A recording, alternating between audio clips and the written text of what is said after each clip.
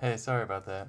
I didn't plan on this being so long, but it's a very interesting subject and it's one that pertains to all of us. And I realized in the last video that I kept on waving my hand a lot. I guess I just have a problem with hand motions, but anyway. One thing of interest I saw also was online on Facebook. Facebook is doing this new innovative program where users are going to be able to vote on the website's rules and policies and operations. I found that interesting. Hmm. You can read into that. Democrat? I don't know. But anyway, um, I want to address mutualism, which, for those of you who might not understand, Tom, I don't know if you do, mutualism is free market anti-capitalism, free market anti-capitalism, which is first seen as a contradictory term for a lot of jubilant Americans who are pro-capitalist, but it has a long history back to the really early 19th century is when it first got codified.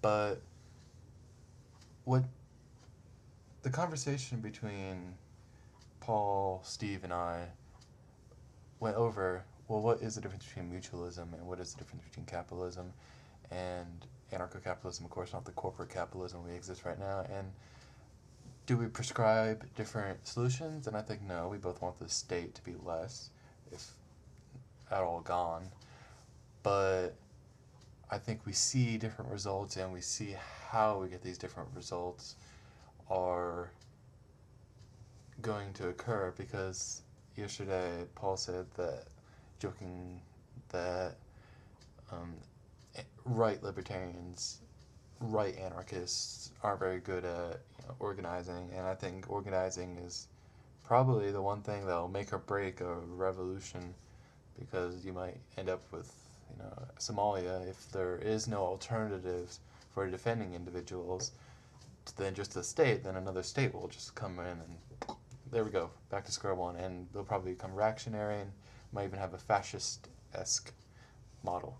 But yesterday, Steve, I believe it was Steve, he was addressing my socialist viewpoint on the state, and he said that no, the state, two things, it supersedes a market, it's not in a market, it has no real competition, and also it externalizes its cost. And I was getting a little confused on this matter because I say rent is the same thing. Rent is similar to tax paying, and what happened was the discussion turned to, well, if you charge a rent, then his second qualifier would take over the market. Then, you know, if I'm taxed to high hell just to start a war, then I'm gonna leave. And okay, we never went past this point, and I'm thinking to myself, well, leave. You can leave a state right now. It's really easy, actually. I mean, most countries you need a passport, but not all. And you can make illegal runs, I guess. And also, what if your landlord doesn't let you go? I mean, Hoppe, Hans Hoppe, he is very notorious about property rights. He's rigid. He's more rigid than Rothbard. And he argues, he probably would argue that if the landlord says, no, you can't get off my property, then no, you can't. I don't know. I'm putting words in his mouth, but he is the guy who socialists address because he defended voluntary slavery in an anarcho-capitalist society, and he took more of an Ayn Rand approach. And I think that in some ways, yes, states do have a market. I mean, there are competition between them. You can lose taxpayers, and I think we're just going to agree to disagree. I think that what we see around the world as a response to the neoliberal corporate fascist, whatever you want to call it, capitalist um, phenomena that is mostly occurring in, Far East Asia, or being propagated by Far East Asia and the West, is the response is cooperative. It's cooperative. It's, general worker, non-authoritarian approach. Because if the states are working with capitalists, then of course, what are people going to do? They're not going to work with the state.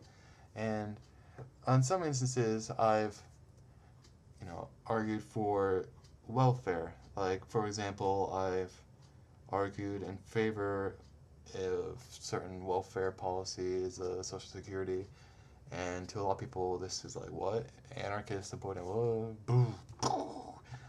Well, the fact is that I see it as a remedy for what pragmatism dictates is going to occur in the future. For example, I'm not saying it's the best solution, and I know a lot of anarchists get pissed off if you try to be pragmatic about stuff, but, if there's a state, if we have to live within a state, and if we have to deal with landlords, and from a socialist standpoint, the state is the only problem, as I pointed out. And from a socialist standpoint, if authority is going to exist with the landlords, if alternative authority is going to exist, then the state, then in my view, the authority should be placed against each other as much as possible, and that would create the most benefit. And so that's my viewpoint, and I really wish I could detail this out, but, the time restraints. And, what was I going to talk about? Sorry, brain fart. States, authority, welfare, mutualism, capitalism. Cooperatives. I was actually noticing that in Kuwait, the country of Kuwait, surprisingly, 80% of its retail is cooperatives, and apparently this is amazing. This is, I was surprised by this number. And then in Singapore, 50% of its workforce was cooperatives, and now obviously these are consumer and worker-owned cooperatives, so I don't really I can't really draw a line between them. But basically, why I support these movements and why I think mutualism and libertarian socialism is the ultimate expression of liberty, especially in this society, is because the left and libertarian socialism, it opposes the state, it opposes hierarchy, where it's oppressive. Obviously, if I fall in the street, I want you to use your authority to pull me out before I die. A car hits me, but prison abolitionism, it's mostly left. Equality or non-homophobism, non-heterosexism, it's leftism usually. Feminism is usually leftist. Drug consumption, until recently, was mostly a leftist concept. So that's, the left, I think, historically, yes, it's had its downfalls, and, the right, I can appreciate some movements by the right, like gun ownership, gun rights. I'm completely for that. That's not really a traditionally leftist in America view. And so I think we just need to better understand each other and why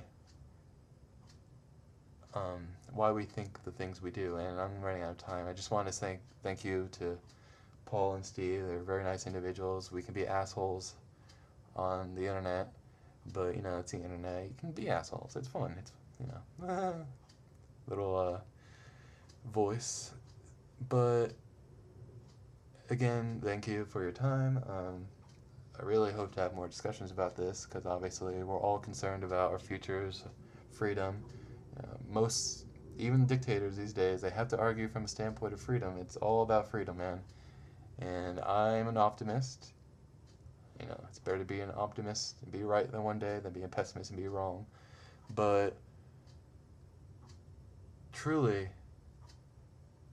I think it's time that, yes, the left and the right needs to, or who identifies as the left and right. We can always disagree on, the left is wrong or the right is wrong, but we can see who is interested in liberty, who is interested in maximizing freedom.